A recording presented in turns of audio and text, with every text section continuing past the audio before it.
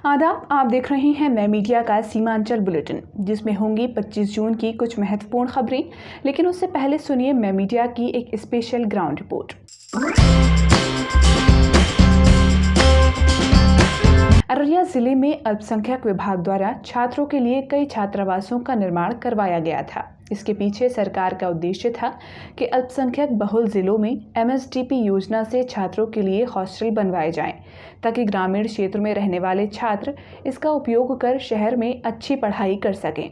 इसी उद्देश्य से जिला मुख्यालय स्थित गर्ल्स हाई स्कूल के कैंपस में छात्राओं के लिए सन 2010 में एक छात्रावास बनवाया गया, लेकिन आज तक इसका कोई उपयोग नहीं हो पाया है। देखरेख के अभाव में ये भवन जर्जर स्थिति में पड़ा हुआ है। और ये कोई एक उदाहरण नहीं है, बल्कि आज़ाद एकेडमी स्कूल कैंपस में भी सन 2011 में अल्पसंख्यक छात्रावास बनवाया गया था और ये आज तक इसका भी कोई उपयोग नहीं हो पाया है। इसके अलावा शहर के वार्ड नंबर 26 सदर अस्पताल के पास भी करोड़ों की लागत से एक अल्पसंख्यक छात्रावास बनवाया गया था, जो आज खंडर में तब्दील हो गया है। इसके बनने के बाद से आज तक किसी भी छात्र को इसका लाभ नहीं मिल पाया है। अब सवाल ये है कि ऐसे क्या कारण हैं कि जिनकी वजह से इन छात्रावासों का अभी तक उपयोग ही नहीं हुआ और इनकी स्थिति खंडर जैसी बन गई है। इसका जवाब देते हुए गर्ल्स हाई स्कूल के प्रधानाचार्य डॉक्टर फरहद आरा बताते हैं कि सरकार ने 2010 में यहाँ हॉस्टल का निर्माण करवाया था, लेकिन इसमें न तो शौचालय बनवाया गया और न ही बिजली पानी की व्यवस्था की गई, इसलिए ये भवन यूं ही बेकार पड़ा हुआ है।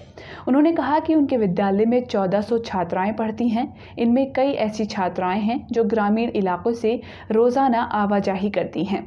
अगर ये हॉस्टल चालू स्थिति में होता तो इन छात्राओं को काफ़ी फ़ायदा मिलता। अल्पसंख्यकों के विद्यालय आज़ाद एकेडमी स्कूल के प्रधानाचार्य अब्दुल मन्नान ने बताया कि इस भवन का निर्माण 2011 में करवाया गया था, लेकिन आज तक ये भवन जस का तस पड़ा है। इस भवन में कई कमियां हैं, जिनके कारण ये भवन छात्रों के काम नहीं आ सका। अगर ये भवन चालू होता तो ग्रामीण क्षेत्रों से छात्रों को यहाँ रहकर पढ़ाई करने में काफ़ी सुविधा होती। हमारा इलाका गरीब इलाका है, यहाँ के छात्र आर्थिक रूप से कमज़ोर हैं, उनके लिए ये हॉस्टल काफ़ी लाभकारी होता। अररिया अल्पसंख्यक बहुल ज़िले में शुमार है और गरीबी के कारण यहाँ के ज़्यादातर बच्चे अशिक्षित रह जाते हैं। इसे देखते हुए सरकार ने साल 2000 में लगभग 1 करोड़ की लागत से शहर के वार्ड नंबर 26 में ये छात्रावास बनवाया था, ताकि ग्रामीण इलाकों के अल्पसंख्यक छात्रों को यहाँ रहकर पढ़ाई करने में सुविधा हो। उसके बाद से इसे कई बार खुलवाने की कोशिश की गई, मगर सफलता नहीं मिली।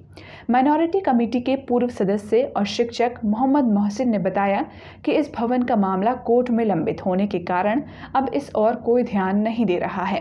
दरअसल जिस भूमि पर इसका निर्माण हुआ है, उस पर किसी ने अपना दावा कर रखा है कि ये ज़मीन उनकी है। इस कारण ये मामला कोर्ट चला गया। लेकिन सवाल यहाँ ये उठता है कि इतने बड़े निर्माण को कराने से पहले जिला प्रशासन ने ये ज़मीन अपने नाम क्यों नहीं करवाई।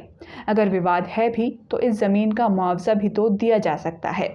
इस अल्पसंख्यक छात्रावास का नहीं खुलना सरकारी राशि की बर्बादी के साथ ही प्रशासनिक उदासीनता को दर्शाता है। इस पूरी रिपोर्ट को पढ़ने के लिए आप हमारी वेबसाइट mymedia.in पर भी जा सकते हैं।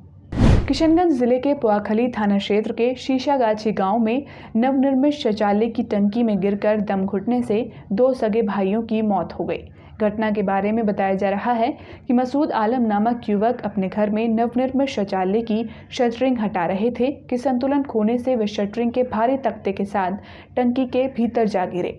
वहीं अपने भाई को टंकी के अंदर गिरता देख दूसरा भाई मरगूब आलम भी उसे बचाने के लिए टंकी के अंदर घुसकर भाई के ऊपर गिरे शटरिंग का तख्ता हटाने के क्रम में बेहोश हो गया।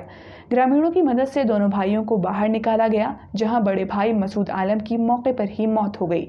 वहीं दूसरे भाई मरगूब को इलाज के लिए सदर अस्पताल ले जाया जा रहा था कि रास्ते में उसकी भी मौत हो गई।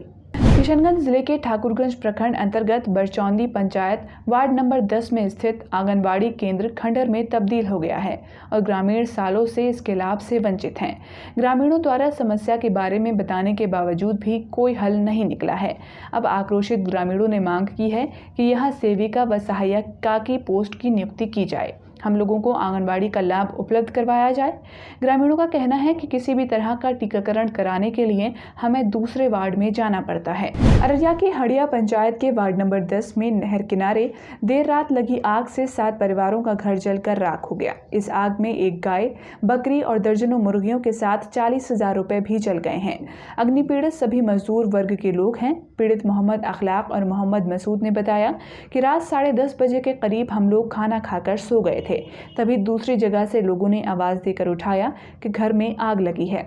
हम लोग किसी तरह बच्चों को लेकर बाहर निकले, लेकिन आग इतनी तेज थी कि घर से कुछ भी सामान निकाला नहीं जा सका और देखते ही देखते सब कुछ जलकर राख हो गया। वहीं स्थानीय मुखिया प्रतिनिधि परवेज आलम ने बताया कि जैसे ही इस घटना की हमें सूचना मिली, सबसे पहले पुलिस और फायर ब्रिगेड की टीम को सूचित किया गया, लेकिन फायर ब्रिगेड की टीम समय पर नहीं पहुंच पाई। उन्होंने बताया कि फौरी तौर पर मुखिया द्वारा पीड़ितों के खाने पीने का इंतजाम किया गया है।